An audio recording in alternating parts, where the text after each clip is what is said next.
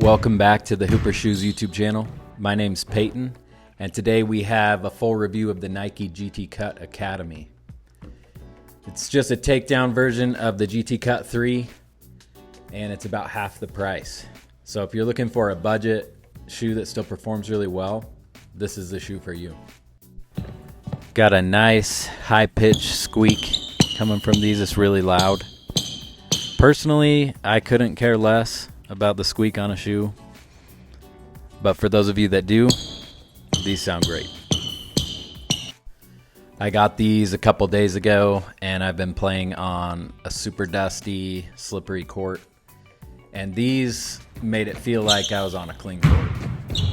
This is one of the best traction setups I've ever played in.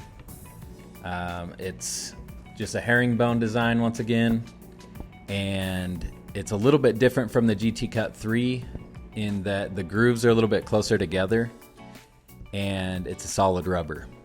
So not only does it perform super well, it should last a little bit longer than the GT Cut 3. These do have a Zoom Air unit. It's kind of narrow and it runs linear down the forefoot of the shoe, so you can't feel it a whole lot. But jumping and running around, I could feel it a little bit. It felt pretty good. And then we have a dual density foam. So we have Phylon, and then whatever this stuff is on the inside, it's really soft. It's definitely more stiff than the Zoom X, so it doesn't feel quite as plush when you're running around, but it didn't have any problems with impact protection or anything like that. The upper is completely synthetic, and it feels pretty good. The containment is really great. Not quite as good as on the GT Cut 3. They have this fly wire and a little bit more reinforcement, but it definitely does a great job with containment. And it's a little bit more breathable than the GT Cut 3. This woven material lets through a little bit of air. I don't really like this synthetic leather. I don't think it looks good or feels very good, but it should perform pretty well.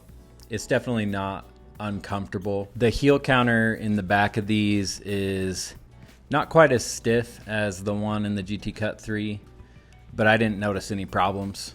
Keeps your heel plenty locked in there, no movement. I had no heel slippage. The lockdown was really good. You're going to want to go true to size. These fit a little bit tighter than the GT Cut 3. And for me, that's perfect. I actually went a half size down on the GT Cut 3 and then true to size on these. And they feel really comfortable.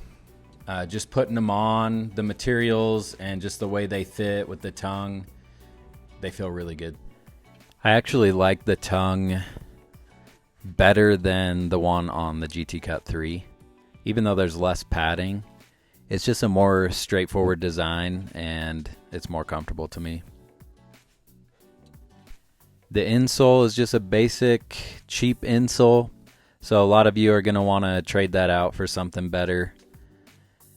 But to me, it feels pretty good. It's actually a little bit thicker than the GT Cut 3, and so you sink in there a little bit more in these.